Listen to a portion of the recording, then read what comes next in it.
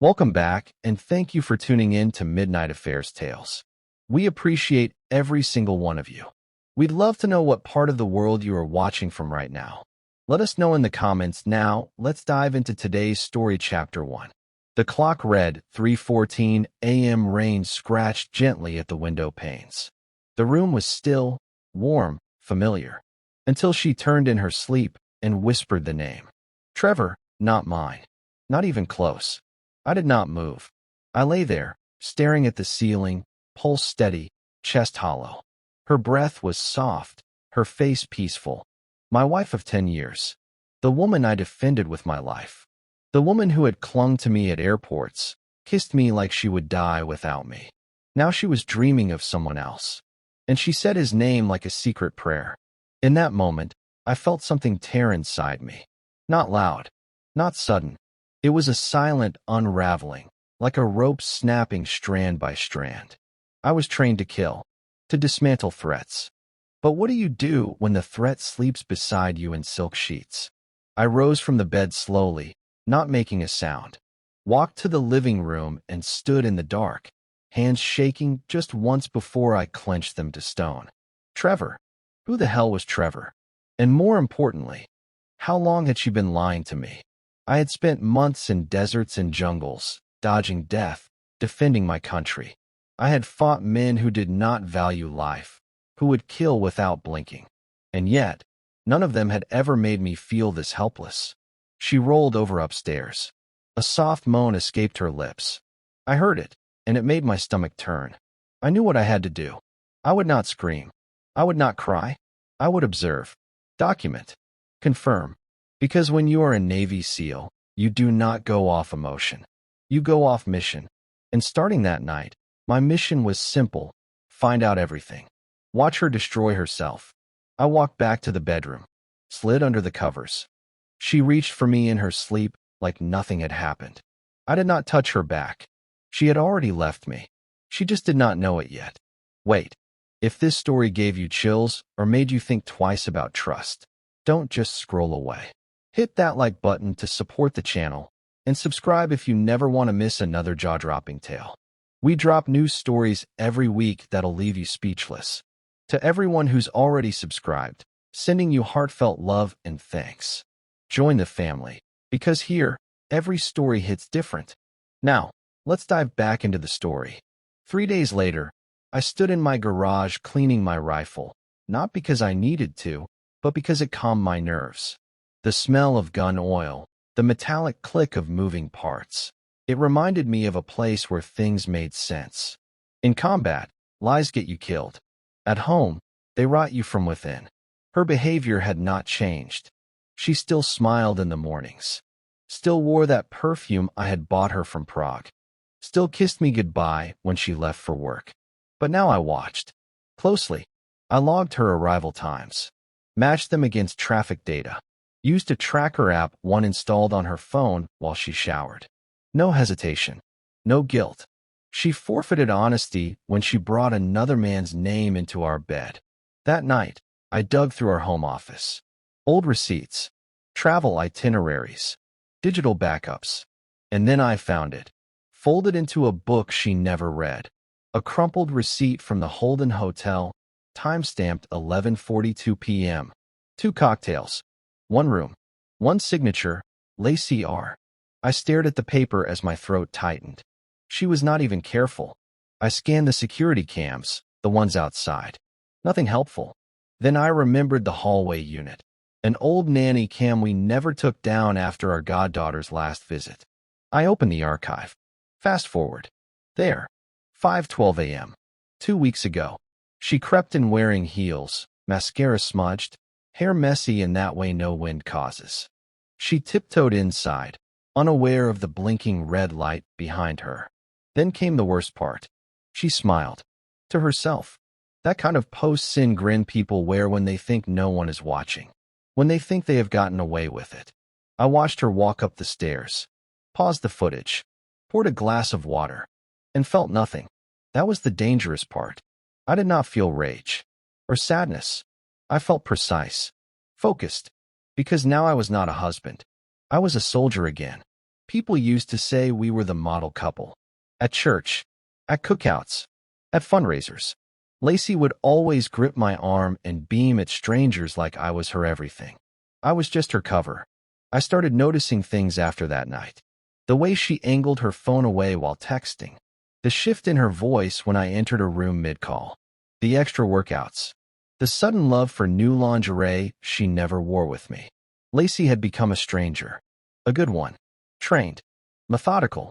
She had woven lies into her day-to-day like thread into fabric. But I had been trained by professionals. Spies. Analysts. Interrogators. I had learned how to pick apart deception under fire. And Lacey? She left fingerprints all over her betrayal. On Friday, she said she was headed to a branding summit. Her bag was full of high heels and false smiles. I kissed her goodbye at the door, smiled back, told her to be safe. As soon as she left, I booted up the GPS mirror from her phone. She never even changed the password. The pin blinked downtown. Not the conference center, but the Holden. Again, my jaw clenched. I screenshotted the map, saved it, time-stamped everything. Then I picked up her tablet, synced her messages, screenshots, videos, files. She was not just cheating. She was documenting it like a damn influencer. Photos of her in hotel mirrors. Messages from T, telling her how good she looked naked and married. Disgust twisted my stomach into a knot. Still, I said nothing. I copied everything to a private server, changed the passwords, locked down finances, froze the home equity line, and booked a consultation with a lawyer. Not because I was leaving, but because when this blew up, I wanted the entire blast to hit her. I was going to let her dig her own grave. And when she was done, I would be the one handing her the shovel. She came back Sunday night. Not a scratch on her. Not a single smudge out of place. She walked through that door with her tote bag slung over one shoulder, coffee in hand, acting like she had returned from saving the world. "Hey, babe," she said, smiling like nothing was broken. "Miss me?" I nodded. "Of course." She leaned in to kiss me. I let her. Her lips were soft, familiar, practiced, but I felt none of it. She may have been home in body, but her soul? It stayed back at the Holden with Trevor. I watched her over dinner. Her eyes darted more than usual. Her voice had a higher pitch. And when she told me about the branding panel she spoke at, she mentioned a keynote speaker who, according to a simple web search, was never at the event. Lie, after lie, after lie. And still she smiled. Still she laughed at my jokes. Still she reached for my hand across the table like we were something real. I smiled back, held her hand, played the part. But inside, I was rewiring my entire life around the truth. I began planting breadcrumbs. I asked innocent questions. "So what hotel did they put you up in?" Her pause was half a second too long. "The Radford," she replied. Wrong. That hotel had been closed for renovations for 3 months. She had not even prepared the lies well. That insulted me more than the betrayal. Later that night, she showered while humming. I sat in the bedroom, the lights off, phone in hand, watching a muted video of her and Trevor in the hotel hallway. She was smiling in it, the kind of smile she used to give me when we were still real. And now she was giving it to a man who wore too much cologne and walked like he owned something. I muted the video. The water stopped. She stepped out wrapped in a towel and smiled again. That night, she slept like a baby, and I laid beside her, wide awake. Planning. You would expect it to be something obvious. Lipstick on a collar. A strange number in her call log. A hotel keycard left in a purse. But it was a simple spreadsheet that did her in. She had left her work laptop open on the kitchen counter. I had never touched her things before. But that morning, while she was out for a client brunch, I opened it. It was a branding report. Normal at first glance. But one folder caught my eye, buried inside her download cache. A file titled, Workout Calendar _ March. I clicked. Inside were screenshots. Dozens. Mostly of her and Trevor. Him lifting weights. Her posing beside him, gym selfies, flexed biceps, smirks in the mirror. Most were innocent enough, until I hit one that made my chest tighten. A photo of her straddling him in a dimly lit room, his face pressed against her neck, her eyes closed. The caption read, "Next time, no rush." "He's gone for 2 weeks, winky face." I stared at that screen for a full minute. No blinking, no shaking. Then I emailed the file to myself, backed up her hard drive to an encrypted folder, planted tracking software on her cloud account. I was going to build a digital portfolio of her collapse. It was no longer about heartbreak. This was about documentation. I called my lawyer that afternoon and asked about asset protection protocols. The conversation was cold, clinical, but necessary. He asked, "Do you want to divorce her now or wait until it burns her publicly?"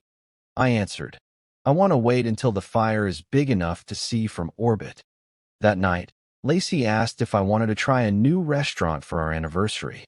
She looked so casual about it, like everything was still intact, like nothing had happened. I said yes. I even made the reservation myself, because when the time came, I wanted a front row seat for when the world she built on lies finally imploded. It was an old nanny cam, long forgotten, mounted behind a bookshelf. A small black circle with a blinking light no one ever noticed. I had installed it 3 years ago when we were babysitting my goddaughter. I never took it down. That camera became my weapon. I retrieved the SD card and fed it into my laptop. The footage was grainy but sharp enough. I scrolled through weeks of footage in silence, fast-forwarding through hours of nothing until I saw it. April 8th, 5:17 a.m. She entered through the side door, barefoot, holding her heels, hair in a lazy bun. Her dress had wrinkles that only come from being pressed against another body. She tiptoed past the living room, checking her phone. Then came the moment.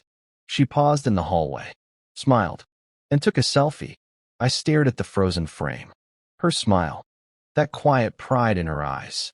The moment you know you are getting away with something and think the universe will not notice. But the universe noticed. I did. She had no idea that same hallway, that same wall, would one day be used to ruin her. I copied the file, saved backups in 3 separate locations. Then I rewound the footage further. More mornings like that. Always before sunrise. Always entering from the side. She never once looked up at the camera. That made it perfect. Undeniable. Time-stamped. Real. No story she told could rewrite those frames. I sat back in my chair, breathing slow. This was not about catching her anymore. This was about choosing when and how to bring it all down. Because the truth was not just a blade. It was a bomb. And I was holding the detonator. The following night, she stood at the kitchen counter, humming as she chopped cherry tomatoes. Her voice had a softness I used to love. Now it grated. "Dinner in 20, she said cheerfully. "You want red or white?" I glanced up from the couch. "Red." She smiled, still slicing, like nothing was broken. Her hair was in a loose braid. She wore that deep green blouse, the one I bought her in New Orleans on our 5th anniversary. She had told me it made her feel dangerous and delicate. I used to think that was poetic. Now I saw it for what it was. A warning. I walked to the fridge, pulled out the bottle, uncorked it, and poured. My hands were steady. Always steady. That was the only way I knew I had not cracked yet. As we sat down to eat, she reached across the table, fingers brushing mine. "I missed you this week," she said. "You've been distant." I looked her dead in the eyes. "Just tired." She tilted her head, studied me like she was trying to read something behind my eyes. "Work stuff?" I gave her the smile I learned in interrogation training. The kind that looked warm but gave away nothing. Something like that. She relaxed again, picked up her fork, and went back to her salad. That was the moment it really hit me. She had no idea. Not even a flicker of suspicion. I was sitting across from her with 3 terabytes of damning data, with surveillance footage, GPS logs, and a sealed envelope in my safe containing her entire digital affair, and she still believed I was in the dark. She had mistaken my silence for ignorance. She would learn soon that silence was not the absence of understanding. It was the preparation of judgment. There is a unique kind of restraint that comes from military training. The ability to hold a loaded weapon in your hand and wait. Wait for orders. Wait for the perfect shot. Wait for the moment that matters. That is how I lived the next 2 weeks. Each morning, I made her coffee. Just how she liked it. Oat milk, a splash of cinnamon, exactly 1 sugar.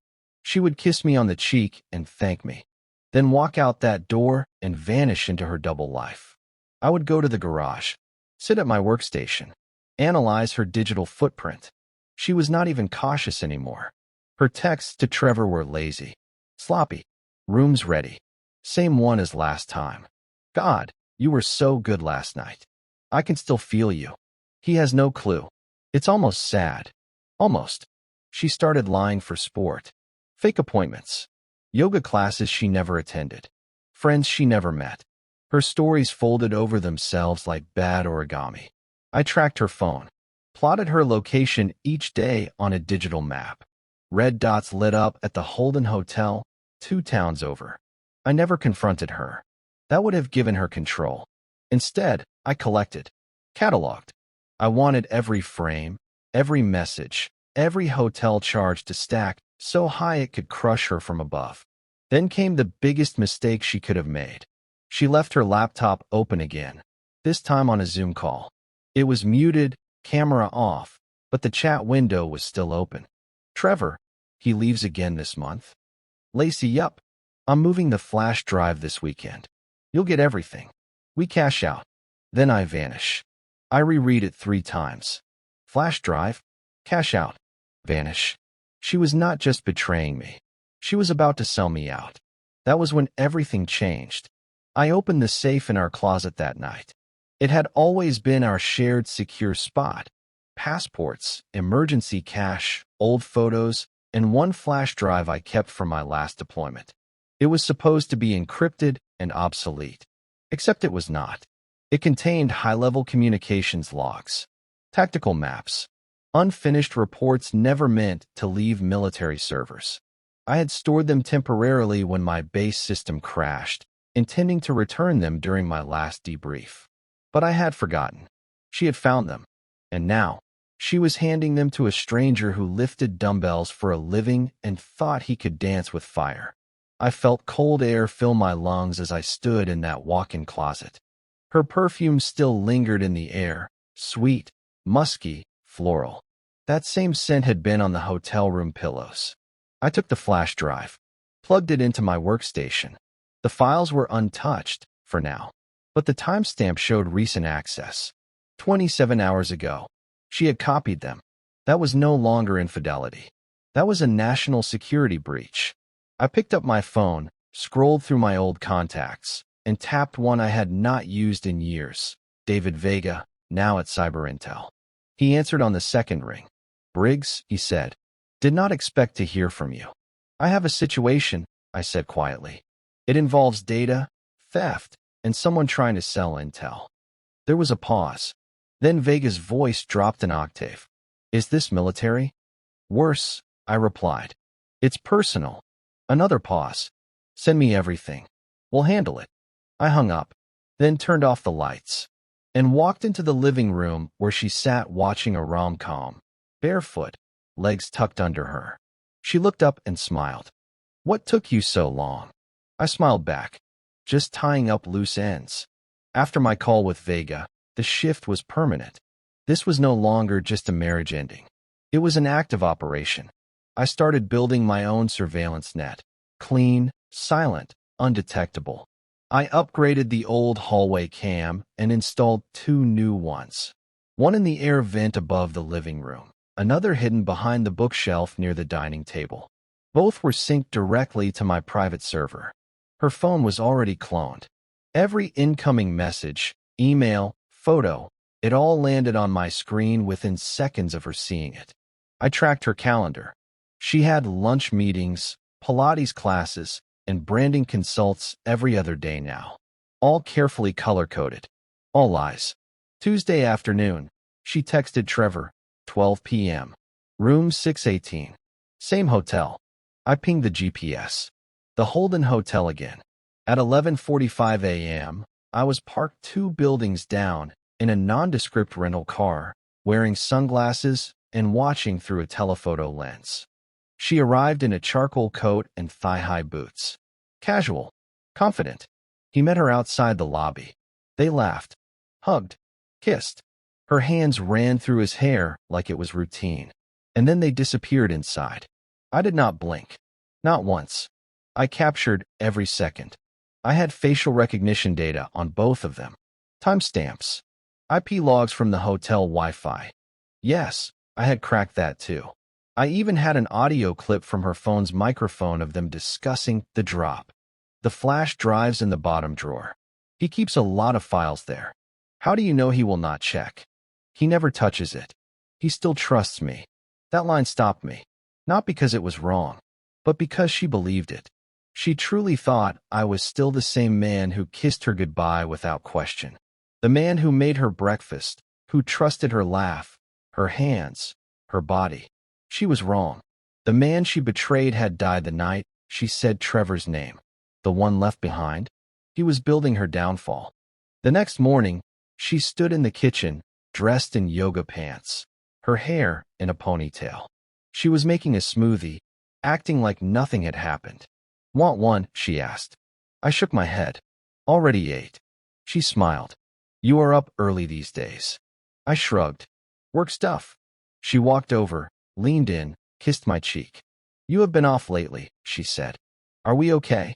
I looked at her, held that gaze longer than usual, studied the face I had once traced with my fingers at night, memorizing every angle like it was scripture. She tilted her head. Colton. I nodded. We are okay. Lie for lie. Later that day, she sent Trevor a voice message. I intercepted it before he did. I think he knows something. He is acting weird. I am going to try and keep him distracted this weekend. Make sure everything stays quiet until next week. So now I was a distraction. Good. Let her try. That weekend, she planned a dinner for just us. Candles, wine, jazz playing through the speakers. She wore that black silk dress she always said was for special nights. She moved through the room like it was a performance. It was. She poured me wine. Her voice soft, sweet. Her laughter forced in the corners. At one point, she reached across the table and touched my hand. I know things have been tense, but I love you, Colton.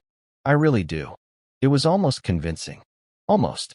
I looked her right in the eyes. I believe you, I said. She smiled. A tear glistened on her lower lid, like she had somehow convinced even herself of the lie. But behind my back, I had already contacted my lawyer. I had already hired a private forensic team. I had already prepared the package for the feds. She thought I was eating her lasagna because I loved her. I was eating it because I wanted to remember the last meal before everything she knew crumbled.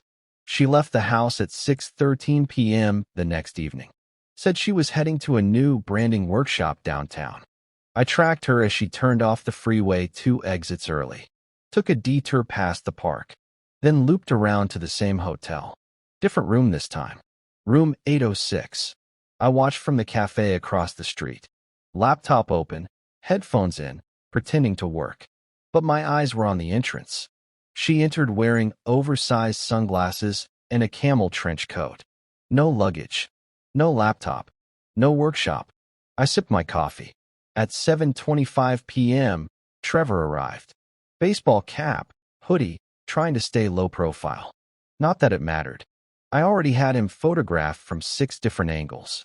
They stayed in that room for 2 hours. When she returned home that night, she looked tired but radiant. Her eyes had that post-deed gloss, the faint glow of someone who thought they got away with it. She walked in, kissed me on the cheek, and dropped her keys on the counter. Long night? I asked. She exhaled dramatically. You have no idea.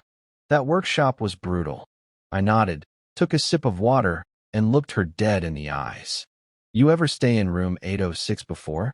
She froze, just for a second, then smiled. What?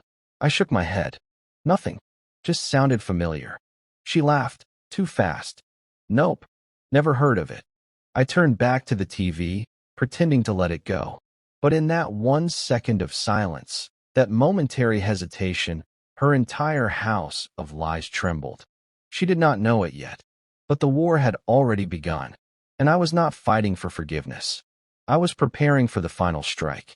The next morning, I went straight to the closet. The flash drive was gone. The drawer I always kept locked had been opened. Not forced, just unlocked. Quietly. Precisely. It was a detail that most people would overlook. But I had spent enough time in foreign safe houses to notice the slightest displacement. The pattern of dust had shifted. The drawer slid too smoothly. She had been in here. I checked my system logs. At 2:41 a.m., the hallway camera caught movement. Night vision activated. There she was, in her robe, creeping past the bedroom, straight into the closet. 2 minutes later, she walked out with her phone in one hand and the flash drive in the other. She smiled. Not a happy smile. A private one. The kind you give yourself when you think the world is sleeping. I watched the clip 3 times, rage pacing inside my chest like a caged animal. But I stayed quiet. That afternoon, I called Vega again. She touched it, I told him. He replied instantly. Then she is officially in the chain of compromise. We need her watched and isolated. If that data leaks, it will not just destroy her. It will get people killed. I asked, what happens if she moves it to someone else? You intercept, and we make it disappear.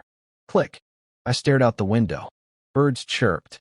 Wind blew calmly through the trees. Everything looked normal, but everything was on fire. I was on the back porch when her phone buzzed. She was upstairs in the shower. I picked it up. Face ID still worked. She had not even changed it. It was a call from a contact named T.W. Trevor.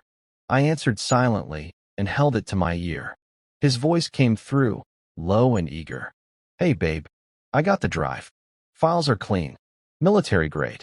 Your boy is sitting on gold and does not even know it. I said nothing. He kept talking. Listen, I know you are nervous. But after this last drop, we are set. I move the files to the buyer, clean the crypto, and we vanish. You and me. Fresh start. Just hold tight for 48 hours, all right? Still, I said nothing. Then he laughed. You are quiet tonight, Lace. You okay? I leaned forward and whispered one word. No, the line went dead. Seconds later, I heard the water stop upstairs. She came down wrapped in a towel, smiling. Who was that? I looked at her. Cold. Wrong number. She shrugged and walked past me into the kitchen. But her phone? I placed it gently on the table. Face down. Inside it, every message was already backed up to my server. Every call was tagged. Every file forwarded. She thought she was living 2 lives. She was wrong. She was living 1 life. And it was already over. I sat in the dark that night, watching the screen. Every message from Trevor was now laid out in order. Timelines. Attachments. Cryptocurrency wallets. Transaction dates. Even the offshore storage server he used to upload stolen data. Vega's team was already shadowing him. But now we had everything. They were not just planning to escape with money. They were about to commit espionage. Treason. And Lacey? She was neck-deep in it. Whether she understood the full scope or not, it did not matter anymore. She had crossed the line. Twice. Once as a wife. And once as a citizen. The room was quiet except for the soft whir of the server drive spinning.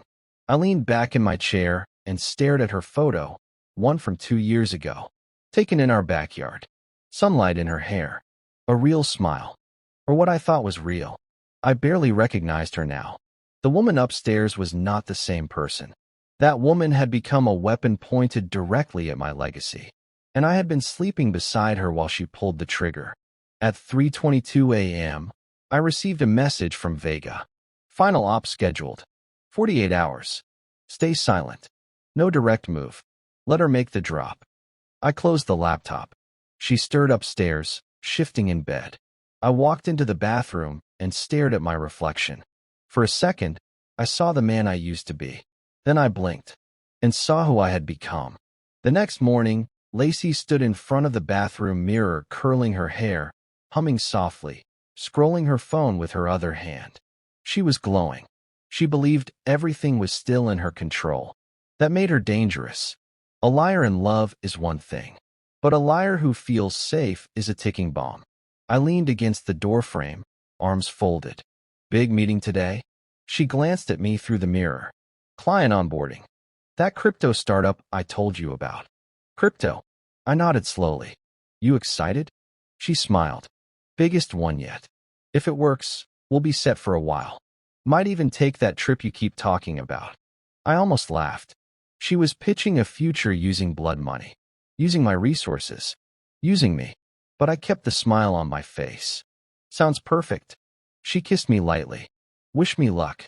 I did not say anything, because her luck had already run out. That evening, she made dinner. Steak, mashed potatoes, asparagus. A meal I used to love. But everything on that plate now felt artificial. Forced. She set the table with candles. Real ones, not the fake LED kind she used during her influencer shoots. She was trying to be a wife, trying to hold on. But I had already buried the woman she once was. This was just performance now. Halfway through dinner, she leaned forward. Colton, I need to ask you something. I set my fork down slow. Go ahead. Are you okay? Like, really okay? You've been distant. Cold, almost. I held her gaze for just a second too long. Do you want the truth? She froze. Yes, of course. I've been seeing someone. The silence hit like a hammer. Her face cracked, not from rage, but shock. It was not real pain. It was ego. She did not expect to be on the other side of betrayal. Who? She whispered. I smirked. Truth is, she knows everything about me. She watches you more than I do. She records everything you say. I leaned closer. Her name is Karma. Her lip trembled. She did not say a word. And I went back to eating, calm as the eye of a storm. The next morning, I pulled the trigger. Not a gun. A message. I told her I had been called to DC for a last-minute security consult. A standard government op, 2 nights max. She nodded, not even pretending to be surprised. Back by Friday, she asked, checking her phone. I smiled. Latest. She kissed me goodbye at the door like a wife sending off her hero.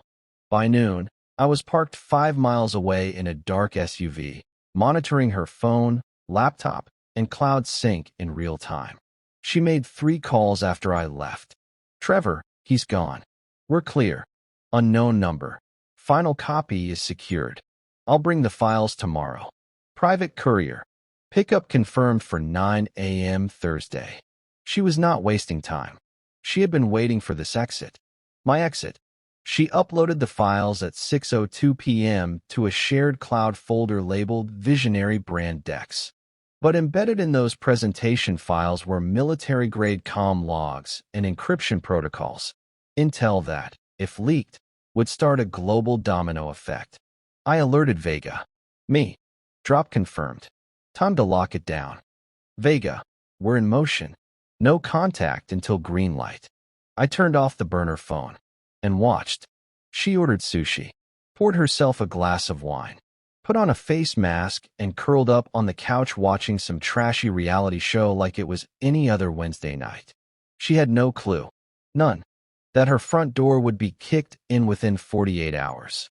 That everything she built, the clients, the lies, the money, the man, would be torn down brick by brick.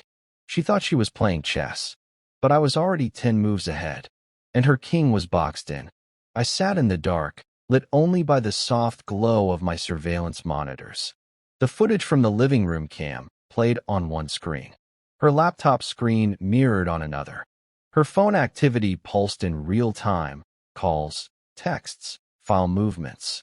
Everything. Thursday, 8:42 a.m. She was pacing the hallway in a beige coat, makeup light but deliberate. She looked composed, almost elegant, like a woman preparing to pitch a dream, not betray a country. At 8:56, the courier arrived. Middle-aged, baseball cap, sunglasses. He said nothing as she handed him the envelope, slim, sealed, and deadly. Time-sensitive, she said.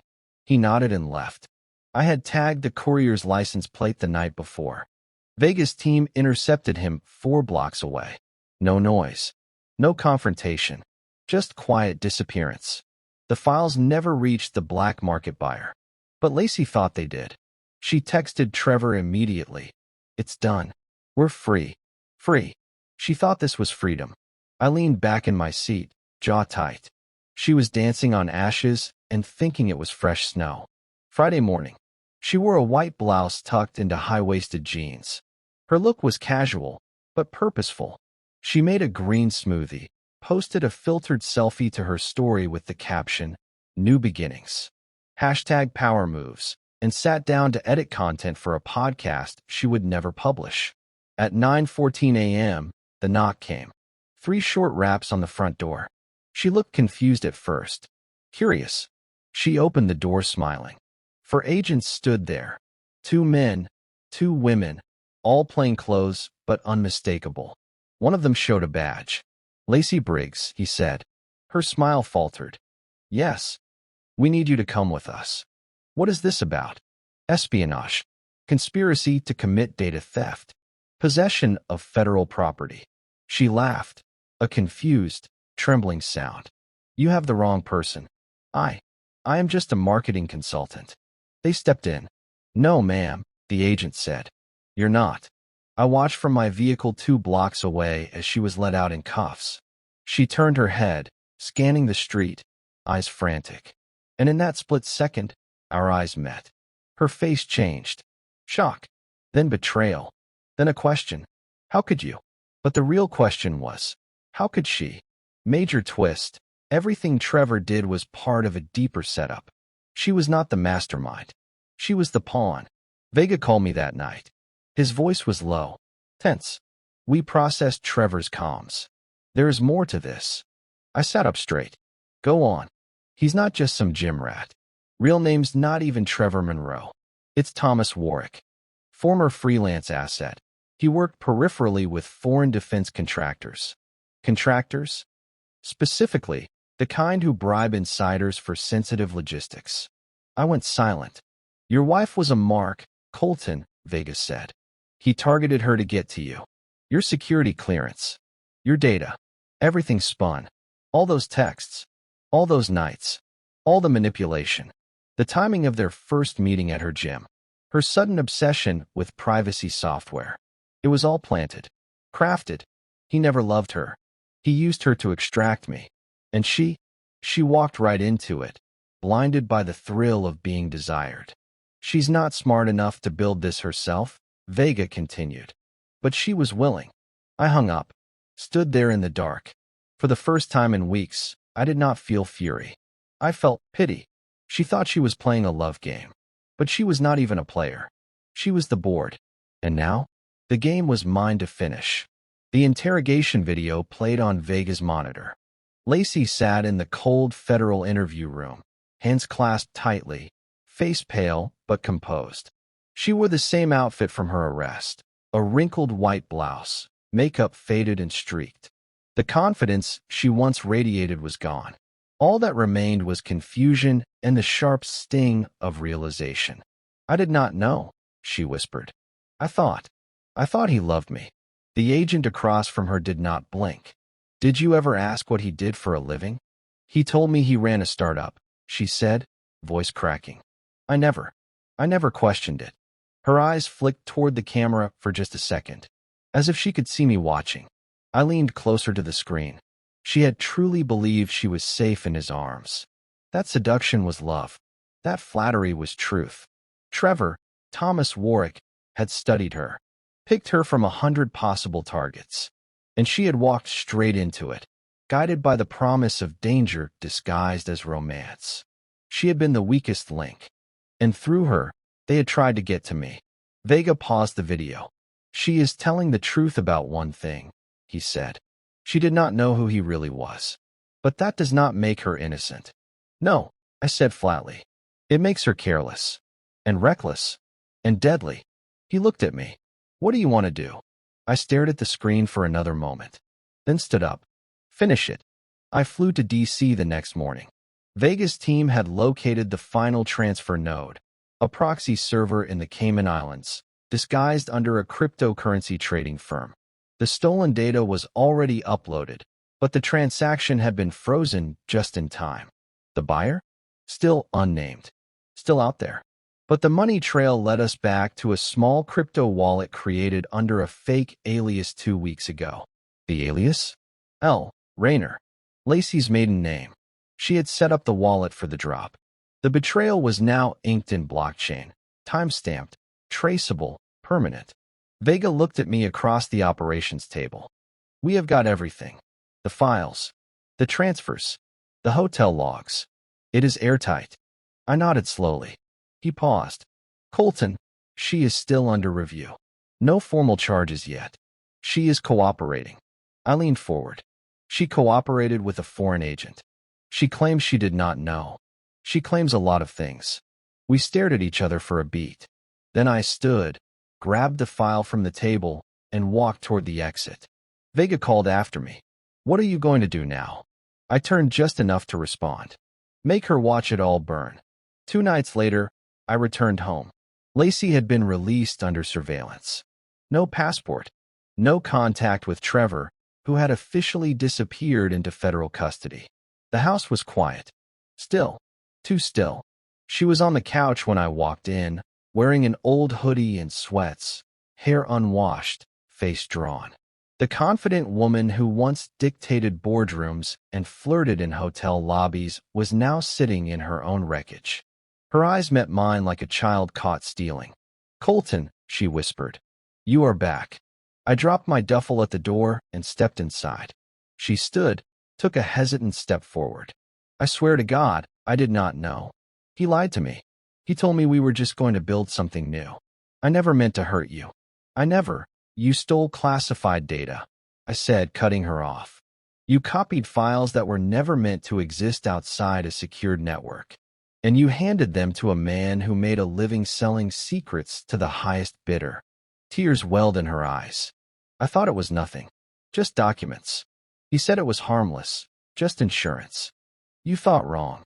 She reached out, hand trembling. I just wanted to be seen. I stepped back. You were seen. You were trusted. You were loved. And you sold all of that for attention and adrenaline. She collapsed onto the couch, sobbing. But I did not go to her. I could not. Because the woman I once came home to no longer existed. I was not looking at my wife. I was looking at the final phase of a threat profile. And I had one last mission. I stayed silent for days. I moved through the house like a ghost in my own skin, present, but untouchable. I ate dinner across from her, listened to her excuses, nodded at her apologies, and offered nothing in return. She tried. God, she tried. She cooked. She cleaned. She cried at night when she thought I was asleep. But she never asked the right questions. Never asked what I knew, only what I believed. And I believed everything was calculated. Every touch, every word, every text from Trevor that started with "He'll never find out."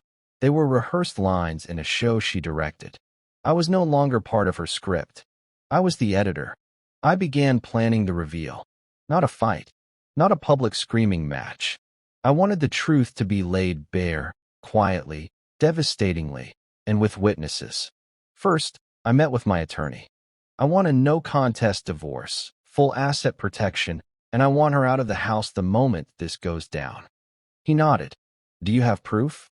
I slid a drive across his desk. More than proof. I have her story frame by frame. Second, I contacted her clients. Not directly. Anonymously. I leaked a few accidental screenshots, emails between Lacey and Trevor, the fake crypto business tied to offshore data laundering. Nothing illegal shared, just enough to raise questions. Within 48 hours, one brand paused their campaign. Another unfollowed her completely. The cracks were forming. I just had to wait for the collapse. Every night after she went to bed, I stayed up in the office, scrolling through the same evidence. Not because I needed to, but because it grounded me. Each file reminded me, this was not a dream. It was real. She had chosen this. I built a timeline from the first message to the final transaction. April 3rd, first text to Trevor. April 17th, first hotel room. May 1st, data theft. May 12th, final courier drop. Each date had a folder. Each folder had images, voice memos, receipts, video clips. I renamed them all chronologically, numbered, labeled. Then I uploaded everything to a hidden site, password protected, non-indexed, invitation only. I was going to make the confrontation public, but not through rage, through exposure, like a documentary. Every time she smiled at me, I remembered the messages. I can't believe how easy this is. He still makes me coffee like nothing's changed. I almost feel bad. Almost. Almost. That word played on a loop in my head. She almost felt bad, but not enough to stop. Not enough to tell the truth. And now, I had enough evidence to bury her career, her reputation, and every lie she ever told. I was not going to scream. I was going to present. She had a company banquet coming up, a quarterly client mixer at a downtown rooftop venue. Exclusive invite list. Key sponsors. Her biggest clients would be there, including the new wellness brand she had been trying to land for 6 months. I saw the perfect opportunity. I called her boss directly. He answered on the second ring. "This is Marcus." "This is Colton Briggs," I said calmly. "Lacey's husband." A pause. "I know of you. Everything all right. I believe you will want to be present when I show her clients who she really is. I will not make a scene, but the truth deserves to be seen. You will receive a link tonight. Open it, or do not. That part is your choice." Then I hung up. I sent him the drive link with a note. Start with April 17th. She lied to more than just me. The next day, Lacey walked through the house on the phone, giddy. "Yes, Marcus confirmed the entire brand team will be there. It's a perfect pitch opportunity." Perfect. She slipped into her office, still talking, still building a life on splinters. Meanwhile, I adjusted the file permissions, scheduled the live link, and embedded the playlist into a looping presentation that would auto-play on arrival. No dramatic music, no voiceover, just raw footage. Unfiltered, undeniable. On Friday night, her career would die, and she would not even see the knife coming. The banquet night arrived. Lacey stood in front of the mirror, slipping diamond studs into her ears. Her lips were painted deep red, her dress a sleek navy blue slit gown she had saved for the right occasion. She turned and looked at me, smiling with that same old charm she had once used to seduce, now unknowingly wearing it to her own execution. "How do I look?" she asked. I met her eyes. "Like you are about to make history." She laughed, not catching the edge in my voice. "Wish me luck." I kissed her cheek. "You will need it." The car ride downtown was quiet. She scrolled through her speech notes. I scrolled through my phone, checking the scheduled playlist link one last time. Synced. Set to autoplay at exactly 8 p.m. on the venue's main screen. We arrived at the rooftop lounge, lights glittering across the skyline, champagne flutes circulating, music humming in the background. Lacey greeted people like a queen returning to her court. Clients, followers, sponsors, they surrounded her with smiles and compliments. She kissed cheeks and dropped brand names. Her mask was flawless. But masks do not survive explosions. At 7:59, I excused myself to the back wall, near the media control booth. I handed the AV manager a flash drive and simply said, "Play it at 8. The client will understand." He nodded. The clock ticked. Lacey stood center stage, holding a microphone. She began her speech with the same lines I had heard her rehearse for days. This brand was built on honesty, on authenticity. The screen behind her flickered. The crowd turned as the large display screen behind Lacey changed. The branding logo vanished, and a video began. No warning, no explanation. First, a hotel hallway, grainy but clear. Lacey in heels, laughing, kissing Trevor outside room 618. Gasps swept through the audience. She froze mid-sentence. What is this?" Second clip, a text thread. Her messages. Screenshots. Time-stamped. Lacey. "He has no idea. The files are gold. Trevor. Copy them tonight. I'll handle the buyer." Third clip. Voice memo. Her whispering. "It's in the drawer under his papers." Same flash drive. She turned to the booth. "Turn it off," she screamed, panic choking her voice. That is not part of the program. The AV tech stared, stunned. I was told, turn it OFF. Too late. The fourth clip showed Trevor's face. His real name. His foreign affiliations. Then, a split screen of the money transfer she authorized. Wallet ID, L. Rayner. The audience went from confused to horrified. Her boss stood near the back, arms folded, eyes burning.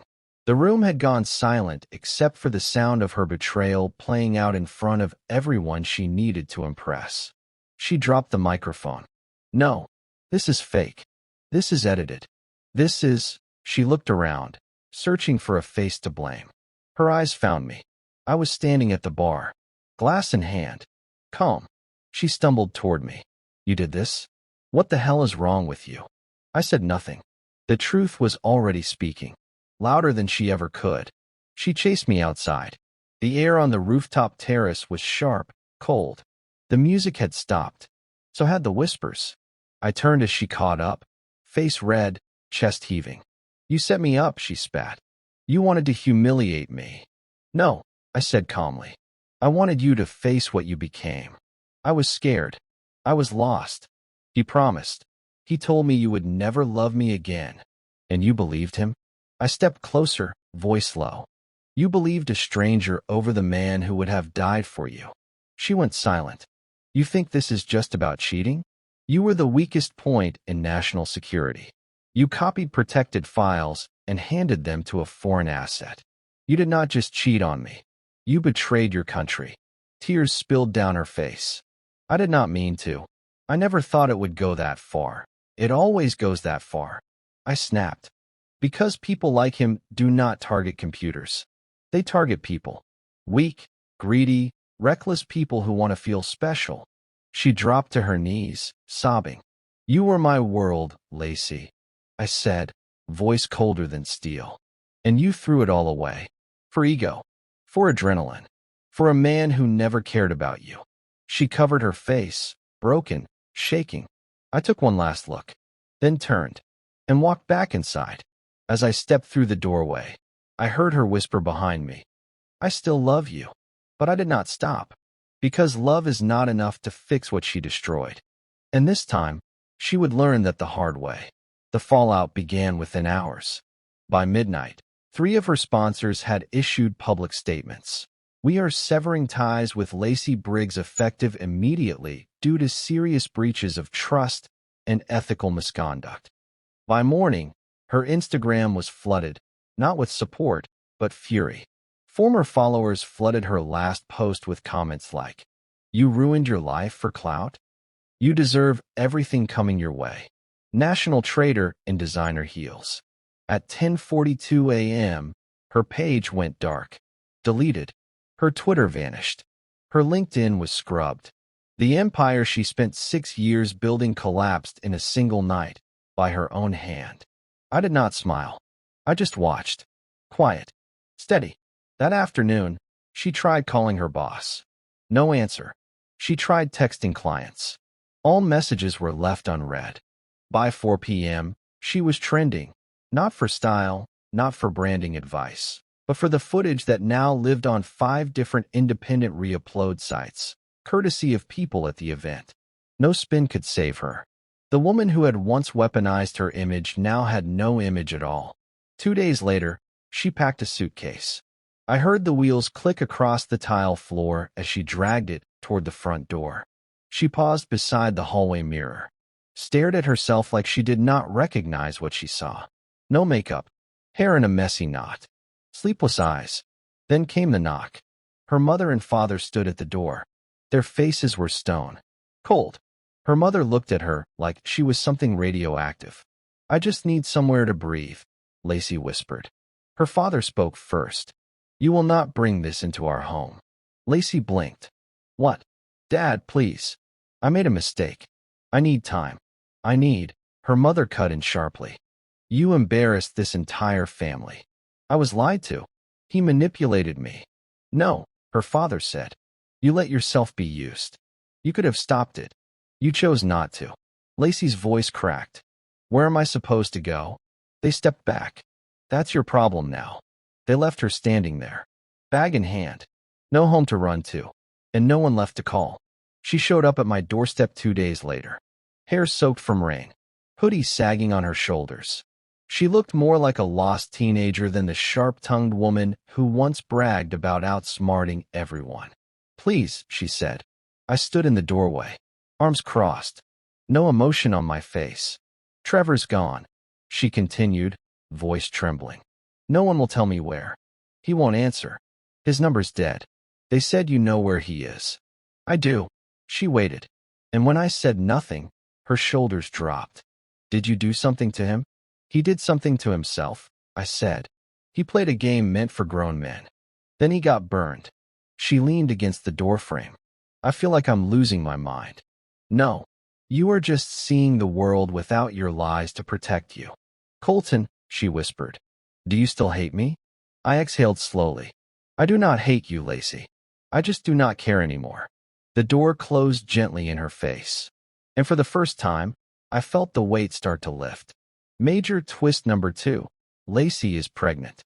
But the baby's father isn't Trevor, it's someone else. 3 days later, I received a certified envelope. Return address, Family Law Center. I opened it calmly. Inside, a court petition. Paternity acknowledgement. Prenatal support request. Lacey had filed it herself. Attached, medical records. Ultrasound scan. Estimated conception date. I scanned the numbers. Then I did the math. It was not Trevor's timeline. It was not mine either. The conception fell during a conference weekend 2 months prior, one where she claimed she was stuck in Atlanta due to flight delays. She had been with a third man, and she was now asking me to help support the child. I stared at the final page of the filing, where it asked me to voluntarily acknowledge paternity or contest it via DNA. I placed the file on my desk, called my lawyer. "Get the test scheduled," I said, "and prepare to bury her in court if it's not mine." He exhaled. "You think she's trying to trap you?" I laughed for the first time in weeks. "She thinks I am still the same man she fooled. But I am not." The DNA test results came in on a Thursday morning. I opened the sealed envelope in silence. Probability of paternity, 0%. I read it twice. Then again. No emotion. Just confirmation. She had not only betrayed me, she had tried to attach me to a life that was not mine, to force me into a cage built from paperwork and pity. I called my lawyer immediately. "She filed based on a lie," I said. "I want countersuit filings. Fraud. Emotional manipulation. Attempted entrapment." "You will get it," he promised. I hung up and walked outside, the early sunlight bleeding across the edge of the sky. I sat on the porch, coffee in hand, and for the first time, truly felt the storm moving away. She had reached for one final chain, and I broke it. I was no longer tied to her by law, by memory, or by blood. I was free, and she was alone in the ruins she built with her own hands. Lacey received the court order on a Sunday afternoon. She tried to call me. I let it ring out. Then I sent one text. "You'll speak to my lawyer from now on." That night, she posted a shaky video to her backup Instagram account, crying, no filter, blaming me, blaming the system, blaming everything except the truth. I was groomed. I was manipulated. I made mistakes, but I do not deserve to lose everything. The comments were brutal. "You do. Take accountability. Stop playing victim." Even the trolls were more honest than she was. The next morning, she was served again. Financial records frozen. Temporary eviction notice pending. Court hearing scheduled. She had wanted leverage. Instead, she got exposed. The countdown had begun, and it was ticking fast. She showed up to court wearing beige slacks, no makeup, hair tied back. Her eyes darted like a cornered animal. She was no longer performing. She was surviving. The judge read the findings calmly. Based on DNA analysis, the petitioner is not the biological father. Counterclaim for emotional damages is now in review. Lacey stood, trembling. I was confused," she stammered. "I just wanted stability." I panicked. I thought it might be his. I did not know. The judge cut her off. "Mrs. Briggs, You attempted to secure financial support under false pretense. My lawyer leaned over to me. She just buried herself. She looked at me from across the courtroom. Eyes red, lower lip quivering. She mouthed, "Please." I blinked once, turned away. The mask had dropped, and there was nothing left underneath. Outside the courthouse, reporters waited.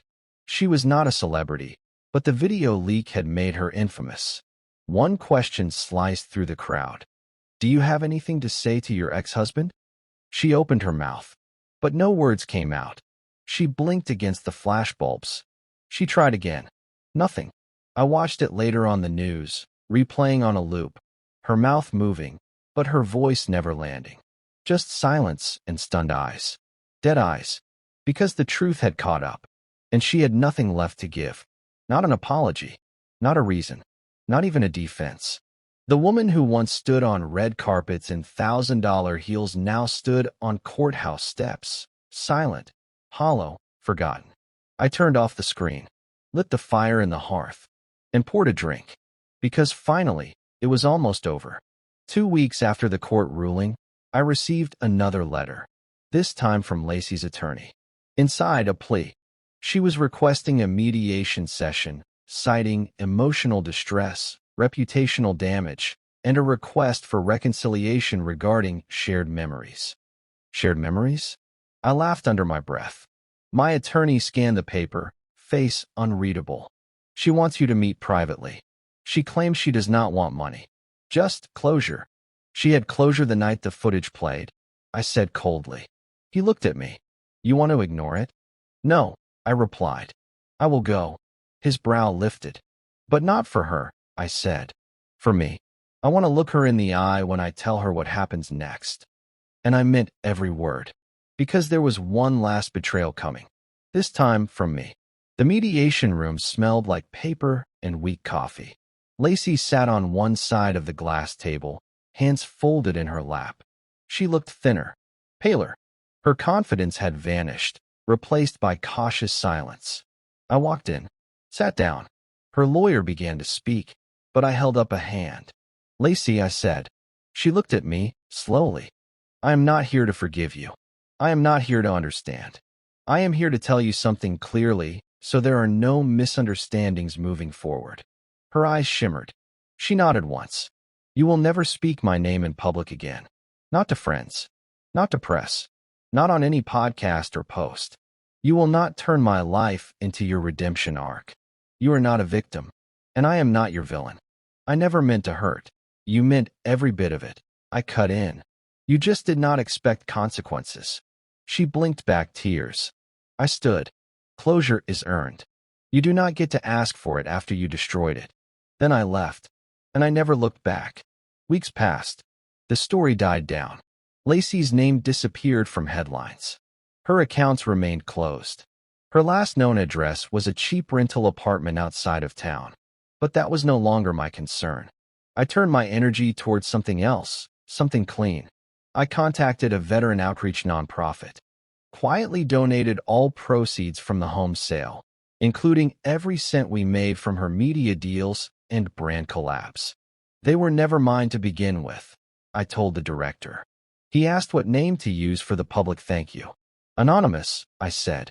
This is not about recognition. It is about repair. I did not want credit. I wanted peace. And giving back felt like the first step toward it. I drove by the old gym one afternoon. It was boarded up, temporarily closed for renovation. Read the sign taped to the door, but I knew better. Trevor had never returned. His name was blacklisted. His identity now erased and folded into a federal case file. Lacey's betrayal had poisoned everything she touched, even his pathetic empire. I sat in the car a moment longer, watching the empty parking lot, the sun casting long shadows over cracked pavement. This used to be the place where it all began. Their rendezvous point. Their secret. Now it was just another dead building. I drove away without music, windows down, letting the breeze carry that last bit of history away from me. When I got home, I deleted the last backup folder on my server. Footage, audio, receipts, all gone. Not because I had forgiven her, but because she no longer mattered, and her lies no longer deserved space in my life. 3 months later, I bought the cabin. It sat on 25 acres outside of Missoula, Montana. A long gravel road led to a modest wood-framed structure with a wraparound porch and a view of the valley that looked like something out of a painting. Clean, cold, honest. The first morning there, I woke up to fog rolling off the hills, coffee steaming in my hands, and the sound of pine trees swaying in silence. I had not felt that in years. Silence. Not the absence of noise, but the absence of damage. I adopted a rescue dog a week later, a Belgian Malinois named Bear. He had a scar across one ear and eyes that had seen too much. We understood each other without saying anything. We would hike the trails together. No phone, no laptop, just the sound of boots on dirt and a dog who never lied to me. People ask what peace looks like. It looks like this. Not revenge, not chaos, just air, and no one to ruin it. One evening, I sat by the fireplace with a blank notebook open in front of me. I wrote a letter to Lacey, not because she deserved one, but because I needed the final words out of me. You broke something that will never be fixed. I gave you loyalty. You gave me performance. I gave you my future. You sold it to a stranger with a gym membership. You do not exist to me anymore. Not as a lover, not as a memory, not as a regret. I hope you find peace. I hope it costs you everything. I folded the page, then tore it into 4 slow pieces, dropped them into the fire. They curled into black ash before they ever left my hand.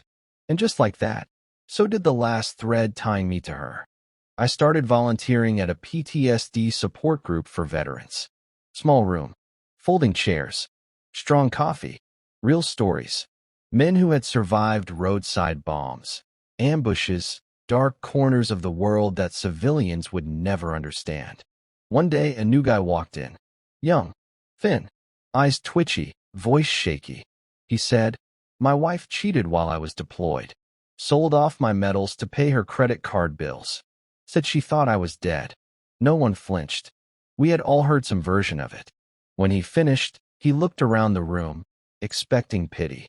I leaned forward. "Calm. You lived through war," I said. "Now you live through truth." He blinked. I added, "One hurts your body. The other breaks your soul. But both can heal." That was the moment I realized why I came here. Not just to talk, but to help the ones who were still bleeding. Even if the wounds were invisible. A year passed. Lacey reappeared online. Quietly. A new name. A rebranded image. No mention of her past. No trace of the scandal. But the internet does not forget. Every time she tried to launch a new project, the comments found her. Is this the woman who sold classified files to a stranger? New brand. Same lies. She kept deleting, rebranding, restarting. But it never stuck. She watched others rise while she treaded water, mouth just above the surface. And me? I kept building in silence. The cabin became home. Bear grew gray at the muzzle. I kept showing up at that circle, week after week, helping men put their pieces back together. One night, I scrolled past one of her ghost accounts by accident. She had posted a quote. "Sometimes healing means learning to forgive yourself." I did not feel anything. Not pity, not rage, not even curiosity. Just a breeze through the window, and a sunrise already on its way. Her name was Natalie. I met her at a local bookstore in Missoula, a place where nobody knew my story and nobody cared. She had paint on her fingers, a scar on her chin, and eyes that did not flinch when I said nothing at all. We crossed paths 3 times before she spoke first.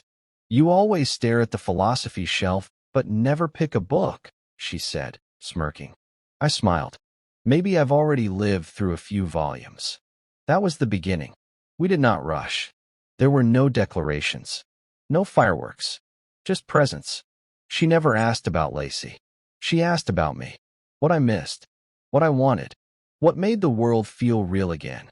We would sit by the riverbank with Bear curled at our feet, the water moving slow, like time knew it did not have to hurry anymore. Love, I realized, was not supposed to be a battlefield. It was supposed to feel like this. Unforced, quiet, alive. Lacey never recovered. Not socially, not professionally, not emotionally. She still popped up every few months online under a different name, still chasing relevance like a ghost who refused to rest. But her actions followed her. Whispers turned into search results. Comments followed her like footprints in wet cement. Justice had not screamed. It had whispered, but it stayed. My story was not one of revenge. Not really. It was about balance. About rebuilding in the ashes. One truth at a time. Sometimes justice is not a courtroom win or a public downfall. Sometimes it is the quiet life you get to live while they wake up every day wishing they had done things differently. That was my justice. That was my freedom. A letter arrived addressed to my cabin. No return address. Inside, a single photo, Lacey, sitting alone at a cafe table, older now, eyes down, no ring. And a note. She looked sad. Thought you should know. I burned it without a second thought. Because her sadness was not my concern. Hers was the path she paved. And I was no longer walking it. I had peace. I had love. I had days without lies, nights without nightmares, and a quiet that felt earned. I rebuilt a life not to replace the old one, but to finally live. The sun came up over the mountain ridge. Bear was snoring softly on the porch. Natalie poured 2 mugs of coffee and sat beside me, our knees touching gently. I looked out across the trees. The air smelled like pine and ash and something new. Not everything broken has to be mourned. Some things break because they were never built right. I survived betrayal. I faced the worst kind of war, the one inside your own home. But I came out the other side. Wiser, stronger, and free. So here's my question for you watching this now. If someone betrayed you that deeply, would you want revenge? Or would you want peace? Let me know in the comments where you're watching from. I want to hear your story. And hey, if this hit home, if it made you feel something, like the video, subscribe to the channel, and hit that bell. Because next time, we are diving into another brutal betrayal, another epic fall, and a revenge story you will never forget. Until then, take care of your heart. And always remember, sometimes the most savage revenge is living better without them.